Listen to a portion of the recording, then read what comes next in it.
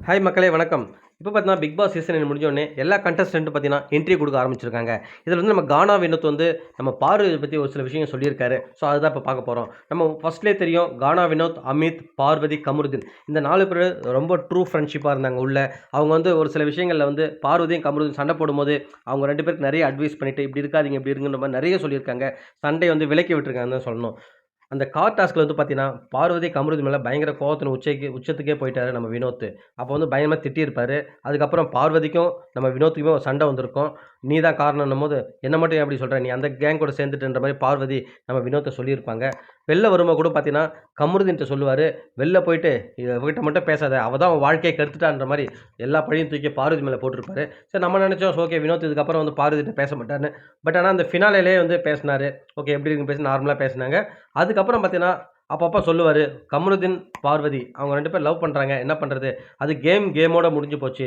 வெளில வந்தா இப்ப பார்வதி நான் கூட பேசினேன். கால் பண்ணி பேசினேன். நேரா பார்க்கும்போது பேசுறேன். நாளைக்கு அவங்க 2 பேரும் கல்யாணம் ஆச்சுன்னா, என் வீட்டுக்கு வருவாங்க. நான் அவங்க வீட்டுக்கு போவேன். இதான் பிராக்டிகல் எதார்த்தமான உண்மை. அதுக்காக வந்து நான் வந்து கேம்ல நடந்த ஒரு விஷயத்த வந்து தூக்கி நான் அலைய முடியாதுன்ற மாரி சொல்லியிருந்தாரு. இன்னொரு விஷயம் சொல்லியிருந்தாரு. பார்வதி மாரி ஒரு போல்டான பொண்ணு, தைரியமான பொண்ணு, உண்மையாவே அவ்ளோ என்ன சொல்றதுன்னா, டேலண்டான பொண்ணுன்னு சொல்லிட்டு அவ்ளோ வந்து பார்வதி மேல வந்து அவ்ளோ நம்பிக்கை வச்சு, அவ்ளோ வார்த்தைகள சொல்லியிருப்பாரு. உண்மையாவே வந்து அவரு சொன்ன மாரி வந்து வேற யாருமே பெருசா சொல்லலன்னு தான் சொல்லணும். ஏன்னா, அவங்க என்னென்ன திங்க் பண்ணுவாங்க, எவ்ளோ வந்து இன்டெலிஜென்ட்டா பண்ணுவாங்க, என்னென்ன கண்ட்ரிக்குலாம் போய் வந்திருக்காங்க, யாரெல்லாம் பேட்டி எடுத்திருக்காங்க அவங்க.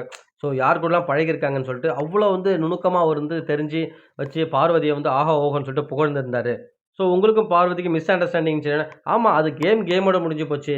இப்போ வந்து எனக்கும் வந்து உங்களுக்கும் நல்ல டெர்ம்ஸ் தான் இருக்கு. ஸோ என் நண்பன் வந்து லவ் பண்றான் அப்படின்னு சொல்ற மாரி சொல்லியிருந்தாங்க. ஸோ இதுலருந்து பார்க்கும்போது உண்மையாவே கானா வினோத் வந்து ஓப்பனா வந்து இன்டர்வியூல சப்போர்ட் பண்றாரு.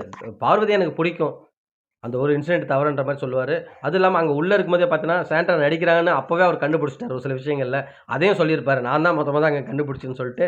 ஸோ கானா வினோத்துமே உண்மையா வந்து இந்த அளவுக்கு சப்போர்ட் பண்றாரு பார்வதிக்குன்னும்போது, அவங்க ஃபேன்ஸும் வந்து உண்மையாவே ரொம்ப சந்தோஷமா இருக்காங்க.